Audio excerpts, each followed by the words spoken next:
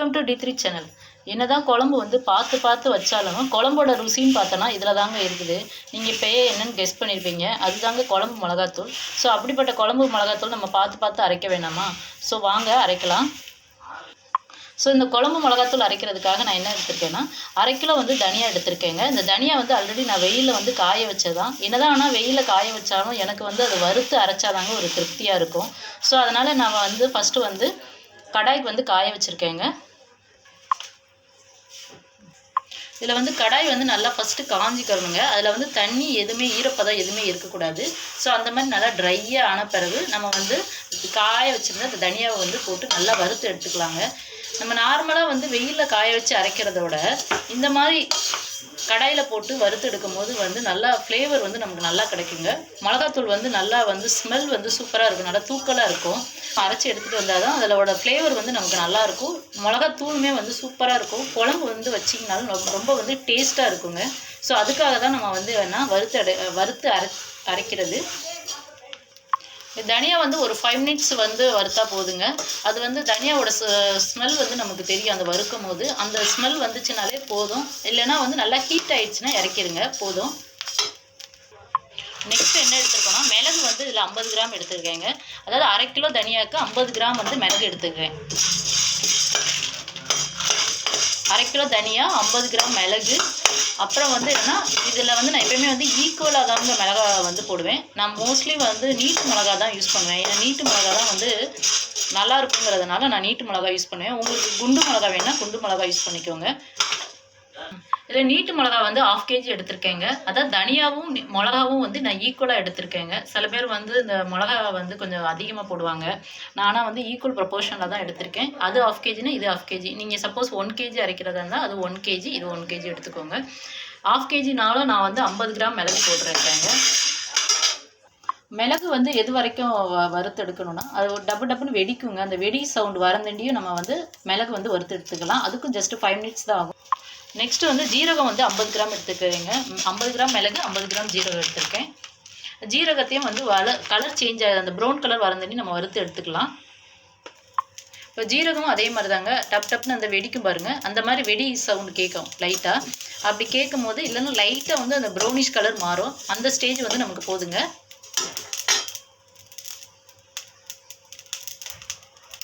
Next கடுகு வந்து ஒரு 2 ஸ்பூன் அளவுக்கு எடுத்துக்கிறேங்க. கடுகு வந்து நிறைய எடுத்துக்க வேண்டாம்.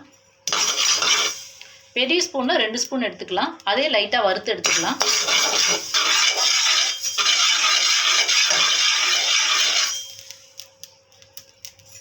கடுகு அதே மாதிரி தான் லைட்டாக அந்த வெடி சவுண்டு கேட்கும் பாருங்கள். அந்த சவுண்டு ஒன்றோட ஒன்று வந்து வெடிக்கிற மாதிரி இருக்கும்.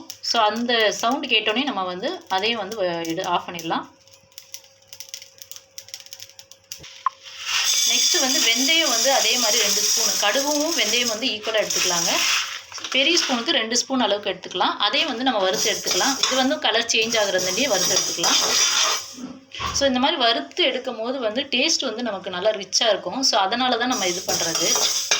அப்படியே போட்டு அரைக்கனாலும் அரைக்கலாம். இருந்தாலும் வந்து குழம்பு மிளகாத்தூள் வந்து நமக்கு ஒன்ஸ் வந்து மிளகாத்தூள் வந்து டேஸ்ட்டாக அமைஞ்சிருச்சுனாலே குழம்பு வந்து ஆட்டோமேட்டிக்காக டேஸ்ட்டாக அமைஞ்சிரும். ஸோ வெந்தயமும் அப்படி தான், அந்த வெடிக்கும் பாருங்கள், அந்த வெடிக்கிறது வரைய எடுத்துக்கலாம். இல்லைனா கலர் வந்து சேஞ்ச் ஆகணும். அந்த சேஞ்ச் ஆகணுன்னே ஆஃப் பண்ணிடலாம்.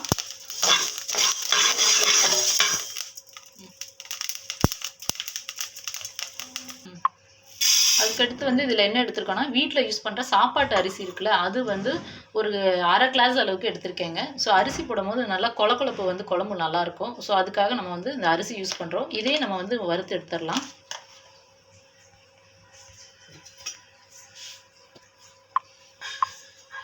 இப்போ அரிசி வந்து நமக்கு நல்லா பொரிஞ்சு வந்துருச்சு பாருங்கள், நல்லா பார்த்தாலே தெரியுது. ஸோ இது வந்து இந்த ஸ்டேஜ் வந்து நமக்கு ஓகேங்க. நெக்ஸ்ட்டு வந்து சிறுபருப்பு வந்து 2 ஸ்பூன் எடுத்திருக்கேங்க. இந்த சிறுபருப்பும் வந்து எப்படின்னா டேஸ்ட்டு வந்து நமக்கு சூப்பராக இருக்கும் தூள். அதுக்காக வந்து நம்ம எடுத்துக்கிறது. ரொம்ப எடுத்துக்க வேண்டாம், கம்மியான குவான்டிட்டியில் வந்து இதை எடுத்துக்கோங்க. 2 ஸ்பூன் இருந்ததாலே போதுங்க. இப்போ சிறுபருப்பு பதிலாக நீங்கள் வந்து துவரம்பருப்பு கூட ஆட் பண்ணிக்கலாம். அதுவும் வந்து டேஸ்ட்டு நமக்கு வந்து நல்லாயிருக்கும். பருப்பு வந்து நல்லா கலர் சேஞ்ச் ஆயிடுச்சு. இந்த ஸ்டேஜ் வந்து நமக்கு கரெக்டாக இருக்குங்க. ஸோ இந்த ஸ்டேஜில் வந்து நம்ம எடுத்துடலாம். நெக்ஸ்ட்டு வந்து இதில் வந்து விரலி மஞ்சள் வந்து 50 கிராம் எடுத்திருக்கேங்க. அந்த மஞ்சளையும் வந்து லைட்டாக சூடாகிறது வரைக்கும் நம்ம வந்து வறுத்து எடுத்துக்கலாம். அடுத்து வந்து இதில் வந்து என்னென்னா காயம் வந்து கட்டி காயம் இருந்ததுன்னா வந்து ஒரு 5-6 பீஸ் வந்து லைட்டாக வறுத்து போட்டுக்கோங்க. நான் வந்து இதில் வந்து காயம் வந்து ஆட் பண்ணல. ஏன்னா எனக்கு வந்து என்னென்னா குழம்பு வைக்கும்போது வந்து பெருங்காயம் போட்டால் தான் எனக்கு வந்து அது ஒரு சாட்டிஸ்ஃபேக்ஷன் இருக்கும். ஸோ அதனால் வந்து நான் இதில் வந்து பெருங்காயம் போடல. சில பேர் வந்து இதிலே போட்டு அரைக்கணும்னு நினச்சிங்கன்னா கட்டி பெருங்காயம் வந்து ஒரு 5-6 பீஸ் வாங்கி அதை லைட்டாக வறுத்து போட்டிங்கன்னா நல்லா டேஸ்ட் வந்து சூப்பராக இருக்குங்க. எல்லாத்தையும் வந்து நம்ம வறுத்து எடுத்தாச்சுங்க. இத அப்படியே கொண்டு போய் ரைஸ் மில்ல போட்டு அரைச்சு எடுத்துட்டு வந்துரலாம். ஸோ இந்த மாரி வறுத்து நம்ம மிளகாத்தூள் அரைக்கும்போது நமக்கு வந்து டேஸ்ட் வந்து சூப்பரா இருக்கும். நீங்களும் வந்து உங்க வீட்ல இந்த மாரி ட்ரை பண்ணி பாருங்க. அரைச்சு பார்த்து எப்படி இருக்குன்னு சொல்லி கமெண்ட்ஸ்ல சொல்லுங்க.